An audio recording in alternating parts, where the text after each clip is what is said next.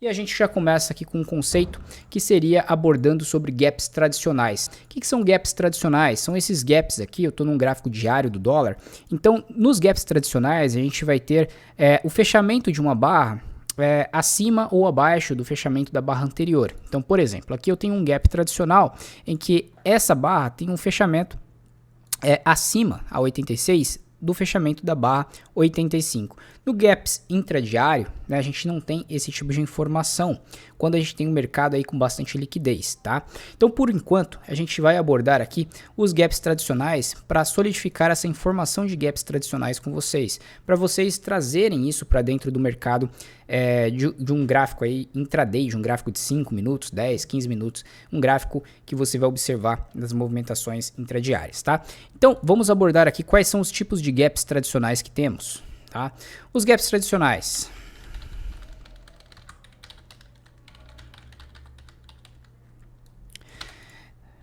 Podem ser de fuga, né? Fuga, eu vou colocar lado a lado. Esses que eu colocar lado a lado, eles têm o mesmo significado, só muda o nome, tá? Rompimento. Fuga, rompimento, tá? Que é o mesmo gap.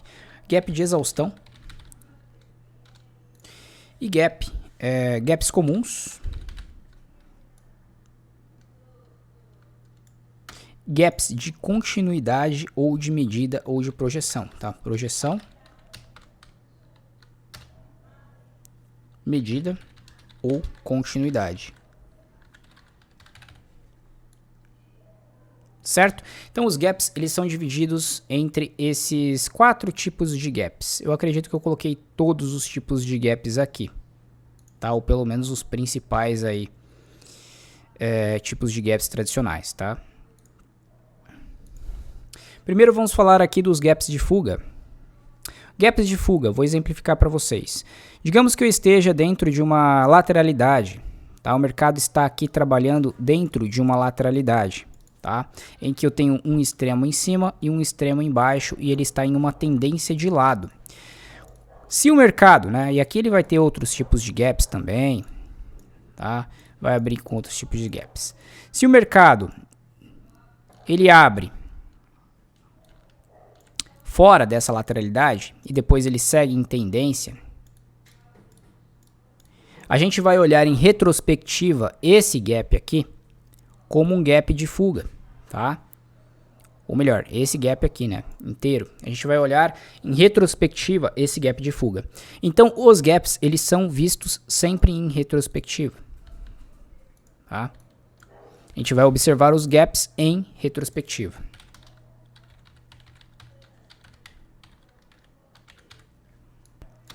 Por que eu vou olhar em retrospectiva? Porque eu só vou saber que isso daqui foi um gap de fuga de fato, um gap de fuga ou de rompimento de fato, quando eu ver o mercado se permanecendo acima dessa região, seguindo em tendência, talvez completando um movimento projetado dessa movimentação aqui para cima, né? E não apenas somente indo um pouquinho e voltando para dentro da lateralidade. Porque senão eu vou considerar, né, esse gap aqui, às vezes é um movimento aqui, ó, esse gap como um gap de exaustão, né? E aí o mercado volta para dentro da tendência. Porque dentro dessas pequenas tendências, eu vou ter outros tipos de gaps dependendo do tamanho da lateralidade, tá? E o gap de exaustão? Então vamos lá, digamos que já esteja em tendência, já esteja deixando outros gaps, como por exemplo, gaps de projeção ou de medida. Quais são os gaps de projeção ou de medida? São os gaps, né? Estou já em tendência, e aí eu estou deixando gaps de continuidade, de projeção ou de medida, tá? Em algum momento eu vou deixar um gap também, que aparenta ser um gap de medida ou de projeção, só que depois ele vai se lateralizar ou vai reverter a tendência. Esse daí vai se tornar o gap de exaustão, tá? Então por isso que a gente vai olhar em retrospectiva os gaps, porque eu nunca vou saber se de fato foi um gap de exaustão até que tenha sido um gap de exaustão, tá? E tem os gaps comuns também que rapidamente são preenchidos. Esses gaps comuns, eles podem existir dentro de tendências, podem existir também dentro de lateralidades, tá? Agora, Os gaps de projeção ou de medida ou de continuidade, tá? Vamos pegar aqui no gráfico para vocês. Ó, dentro de uma tendência eu vou ter vários tipos de gaps, tá? E aqui quando aparece no final, ó, esse gap aqui, por exemplo, ele pode ser visto agora em retrospectiva, que a tendência ela caiu, como um gap de exaustão, tá? Então esse foi um gap de exaustão. Quando eu observo esta perna de alta aqui, eu vou ver vários tipos de gaps. Aqui eu vou ver um tipo de gap também, como um gap de fuga, ou um gap de fuga do quê? Dessa tendência de baixa, né? Ou um gap de rompimento, tá? Dessa tendência de baixa. Então, se eu estiver também diante de uma tendência de baixa e eu romper a tendência de baixa, né? Uma linha de tendência ou uma média móvel, abrir um gap aqui em cima, esse tipo de gap aqui, né? Olhando em retrospectiva, eu vou chamar de gap de fuga. Então, esse gap da 82, a máxima, até a abertura, né, no caso abriu aqui em cima, é um gap de fuga porque deu continuidade, tá? No meio dessa tendência aqui de alta que eu estou produzindo, ó, no meio dessa tendência aqui de alta, eu vou ter alguns gaps também, como por exemplo esse gap aqui, ó, foi um gap de continuidade, tá? Esse daqui também foi um gap de continuidade, ó. Gaps continuam a tendência, né? Até que atingem um movimento projetado ou algum ponto importante, deixa um gap de exaustão e aí o mercado reverte, tá? Então os gaps eles também estão dentro de uma tendência, dentro de um rompimento e dentro das barras no intraday, né? Como a gente não tem esses gaps tradicionais, as barras abrem no mercado líquido, elas abrem lado a lado, eu vou ter aí uma outra forma de interpretar esses gaps. Tá? E é isso que a gente vai ver aqui. Essa introdução de gaps é só para a gente entender como esse tipo de gap funciona. Tá? Agora a gente vai lá para um gráfico um pouco menor. Tá? Vamos pegar um gráfico de 5 minutos, que é o que a gente costuma operar frequentemente. Beleza? Um gráfico de 5 minutos. Como funciona um gap? Né? Um gap funciona da seguinte forma. O mercado produziu esse espaço aqui em gap. Né? Então, aqui dentro, né, dessa movimentação, existiu um deslocamento do preço. Essa barra invisível que existe aqui, ó, é uma barra invisível. Ela significa, por enquanto, para a gente, força. Tá? Observem que dessa máxima até essa mínima eu tenho esse espaço. Isso foi produzido aí com sinal de força compradora, porque é um gap de alta. Observem também que a máxima da última barra aqui de alta, tá? Eu vou desenhar uma máxima aqui só para não ficar tão fora da realidade. Digamos que essa máxima ela seja assim, tá? Então observem que essa máxima aqui,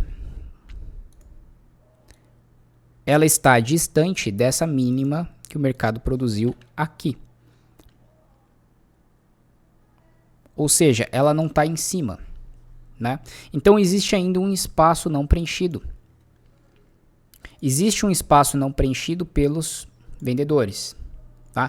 Enquanto esse espaço estiver aberto, ainda significa força. Vocês já perceberam que às vezes, né, o mercado ele abre com esses gaps e essa região aqui, ó, ela é muito bem defendida pelos traders. Ela serve como um forte suporte. Então isso daqui é um gap e isso daí é um sinal de força e, consequentemente, vão defender esse preço. Tá? Então, já analisando os gaps tradicionais, você sabe que você tem esse preço, você tem esse espaço produzido e até então, com a primeira barra do dia, você não teve sobreposição com a máxima anterior. Tá? Digamos que essa máxima aqui, ó, é a da última barra do dia, mas digamos que aqui eu tenho um topo anterior aqui. Mais ou menos assim, tá? Por exemplo, ou um pouco mais distante. Eu poderia usar, em vez de usar essa máxima, eu usar essa máxima. Por que que eu falo isso? Porque lá no gráfico diário, se essa foi a máxima do dia anterior, por exemplo, eu não vou ter sobreposição ainda com a mínima do dia de hoje, ainda tem um gap. Se tá com sobreposição, se tenho a máxima aqui, e mesmo assim eu abrir em gap, eu já ainda tenho já um pouco de sobreposição com a barra anterior da barra do gráfico diário. Como vocês viram, né, cada barra dentro dela tem oscilações de preço. tá? Então isso não é um sinal de tanta força. Eu abri e perto eu tenho uma resistência, né? Ou um suporte da mínima ou da máxima do dia anterior. Se eu não tiver sobreposição, é um sinal um pouco mais forte. Ficou claro essa parte para vocês? Beleza. Agora a gente vai ver aqui no gráfico. Vocês concordam comigo que se eu eliminar essa barra aqui número 1, duro que é a barra número 1, né, do dia. Mas ignorem esse fato que seja a barra número 1. Digamos que é o mesmo dia aqui, tá? Se eu eliminar essa barra aqui do gráfico, ó. Vou eliminar essa barra aqui do gráfico. Digamos que essa daqui seja a barra número 1, tá? Do dia. Essa daqui é a 2. Seria um gap tradicional, certo? Praticamente não tive gap nesse dia. Esse preço aqui, ele tá distante, né? É a mesma situação que a gente estava desenhando ali. E a abertura aqui. Então, isso daqui é um gap.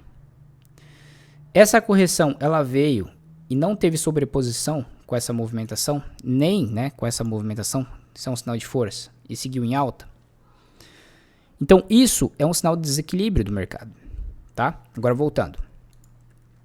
É a mesma coisa. A mesma coisa, por quê? Porque a barra número 1 aqui, como praticamente não teve gap aqui, a barra número 1, ela produziu esse espaço muito forte. Vou até marcar em verde aqui porque foi comprador.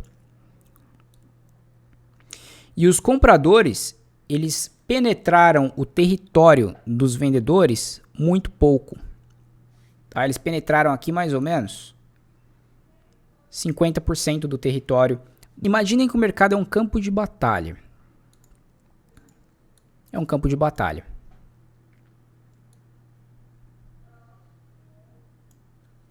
Aqui dentro, eu vou ter compradores empurrando o preço para cima e vendedores empurrando o preço para baixo.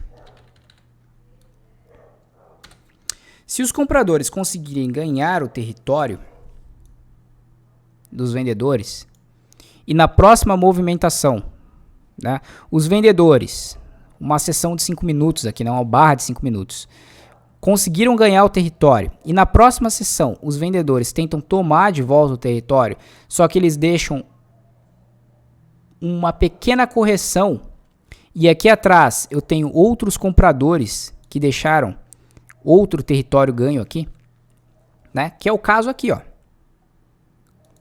Os compradores tomaram o território dos vendedores aqui, certo? Campo de batalha. Os vendedores tentaram voltar e tomar o território dos comprados, tá? Não conseguiram. Não conseguiram. Conseguiram quanto? Muito pouco. Uma quantidade pífia, praticamente aqui, ó, na barra 3. Se você pegar em termos percentuais, talvez 1/3 dessa correção apenas. Então aqui produziu o que? Esse gap, esse espaço aqui, ó. Tá? Que eu posso pegar inclusive dessa máxima, aqui ó, dessa máxima da 108 até a mínima da 103. Aqui eu tô pegando para vocês como se fosse um dia só, tá? Então esse gap, ele é produzido por quê?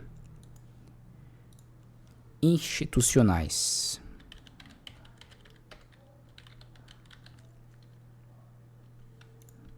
Institucionais, tá? E o que você deve fazer como trader? O que você deve fazer como trader? O que os institucionais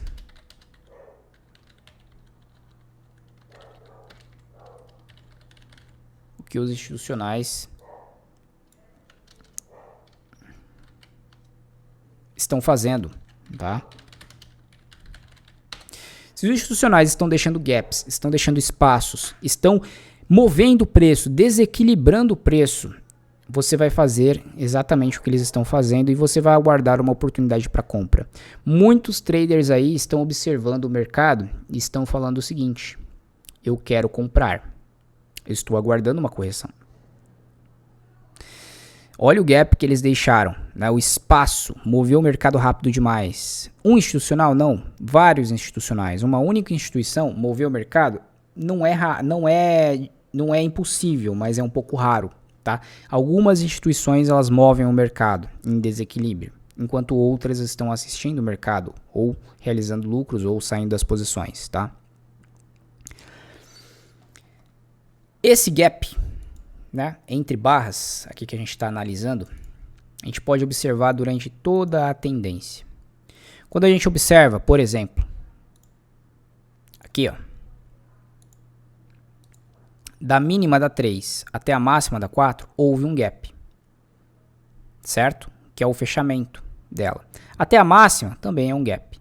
Mas aqui, ó, eu tenho uma leve pressão vendedora, tá? Forte? Não, não é forte. É somente um pouco de pressão vendedora. Muito pouco, para a gente considerar dentro de um cenário vendedor. E aqui, os vendedores ganharam dinheiro aqui? Olha só, a barra número 5 foi mais acima. A 6, ela não consegue nem voltar, nem um pouco, né? Aqui voltou até mais, mas aqui não volta quase nada. Correção lateral, tá? E esse gap, observem, esse gap, até aqui ele não foi preenchido. Significa o quê? O mercado está desequilibrado, tá? E eu vou ajustar a movimentação. Eu vou ajustar dessa mínima até a mínima da correção, ficou em aberto. É um gap, tá? Esse gap aqui ele pode ser usado como um gap, como a gente estava abordando sobre gaps de projeção, pode ser abordado como um gap de projeção. E eu vou usar a partir daqui, né, o movimento projetado até a mínima do movimento. Até aqui, por exemplo. Olha lá. Bateu. Ah, mas foi muito mais acima. Eu posso usar outros gaps de projeção, como por exemplo esse outro aqui, ó. Rompi esse topo até a próxima correção na barra 9. Eu posso estar usando esse daqui. E aí eu vou utilizar isso daqui, né, como a metade do movimento. Não é aula de movimentos projetados. É só para exemplificar para vocês, tá?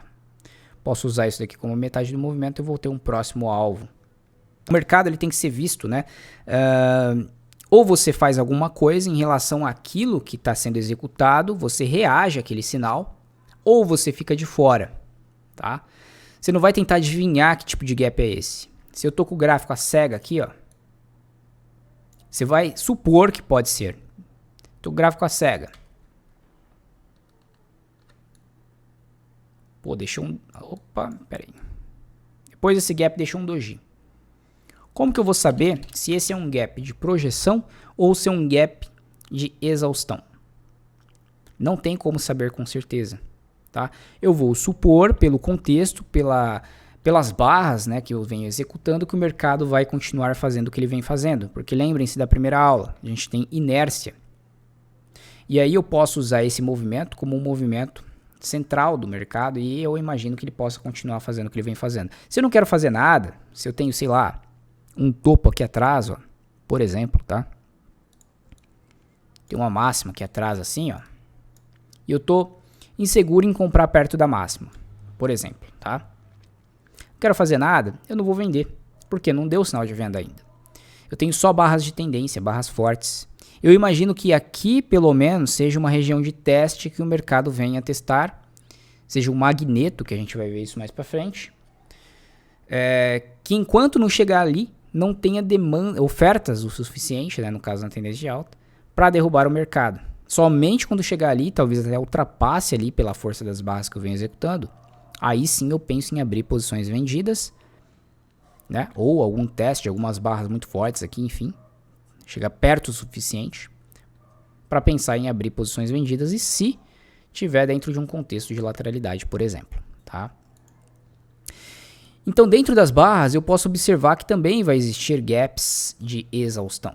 Por exemplo, esse gap aqui, ó. O mercado veio, tal, começou a demonstrar lateralidade e aqui deixou um gap, né, da máxima da 26. Antes era da máxima da 26 até a máxima da 27. Depois cobriu esse ponto aqui e foi rapidamente preenchido com a barra 29. Então, esse gap ele foi um gap de exaustão. Por quê? Porque ele reverteu o movimento. Foi o último gap da tendência.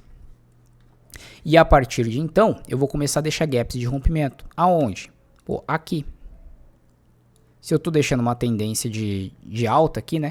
E faço uma barra muito forte. E esse gap dessa mínima até essa máxima da 36, ele não foi preenchido. Antes ele estava aqui, ó, aqui embaixo. Foi preenchido quanto? Até aqui. Esse foi um gap de fuga, um gap de rompimento. E aí, depois dessa fase inicial, que o mercado vai passar gradualmente de um movimento de exaustão, um movimento de lateralidade, normalmente pode durar mais barras antes de vir uma reversão, eu vou começar a deixar gaps de medida. Tá? Aí, esses gaps de medida que mostram esse desequilíbrio do mercado, dentro das barras, eu posso usá-los como projeções. Tá? Outra forma de medir seria pegar a mínima da 36, como o mercado produziu esse forte movimento aqui, e pegar a máxima da primeira correção, que foi logo aqui embaixo. Ó. Então eu teria esse espaço entre o 929 aqui e o 923 de espaço de gap. Tá? E eu poderia usar esse ponto central aqui, ó, 50% desse movimento, que foi mais ou menos aqui, como o movimento projetado, tá? Aqui. Seria esse ponto aqui, ó, certo? Como um ponto aí de alvo.